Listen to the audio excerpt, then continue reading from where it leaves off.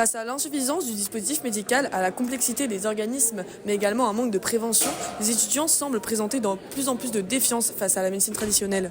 Des honoraires trop élevés ou tout simplement un manque de temps, c'est surtout un manque de spécialistes qui est à l'origine du renoncement aux soins chez les étudiants.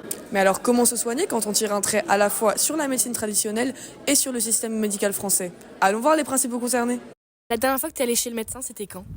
Je crois que c'était il y a 6 mois ou peut-être un peu plus.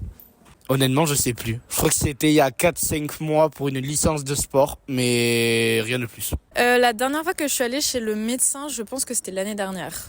Quelles sont les raisons qui poussent le plus les étudiants à aller consulter? Je connais beaucoup de gens qui, tout ce qui est problème psy, tout ça justement, ils vont pas trop. Tout ce qui est pour des plus petits problèmes aussi, ils vont pas trop. Vraiment, je pense que c'est plutôt grave. Je pense qu'il y a beaucoup de stress. On est dans une phase où on évolue beaucoup et donc on a beaucoup de sources de stress qui viennent. On devient indépendant. Aussi, on va pas se mentir, on sort plus, j'imagine. Du coup, on dort moins, plus de chances de tomber malade, j'imagine. Je pense qu'en période de partiel, tu as besoin de magnésium, d'énergie, etc. Moi, j'ai pas mal de potes du coup qui sont tombés avec de grosses migraines juste après ou enchaîner les grosses périodes de partiel avec des grosses périodes de fête. C'est assez compliqué, donc pas mal de migraines et pas mal de virus. J'ai entendu parler de la médecine alternative. Oui, moi je vais peut-être bientôt faire de l'hypnose parce que je suis en médecine et je fais des malaises à cause des prises de sang et donc pour essayer d'arrêter ça. Et après en autre médecine alternative, je connais pas trop, non.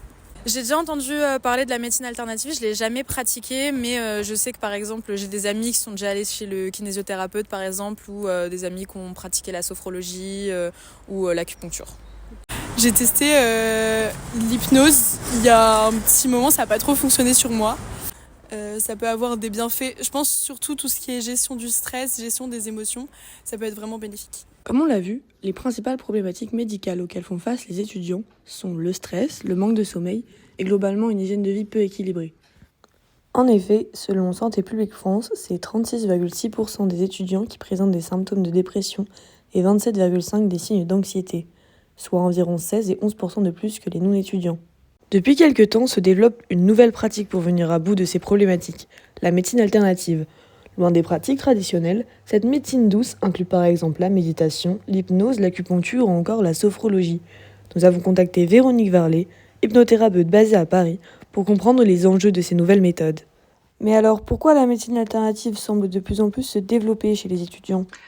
Les personnes qui viennent consulter en hypnose, enfin plus particulièrement les jeunes, sont vraiment désespérés. Ils n'ont pas trouvé de médecin traitant ou de spécialiste. C'était trop long, ils ont dû être orientés vers les urgences et c'est pas la réponse à leur demande. De quelle manière les déserts médicaux impactent-ils les professionnels de médecine alternative ?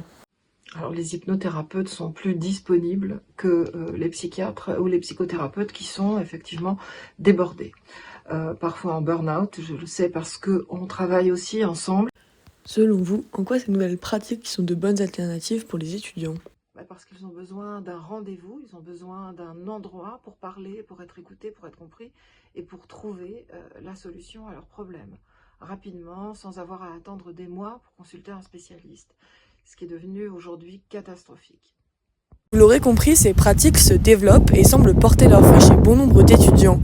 Néanmoins, ces pratiques restent complémentaires à utiliser en plus de certains soins conventionnels. Alors on ne vous promet pas de soigner les gros rhumes, mais on peut que vous souhaiter un peu plus de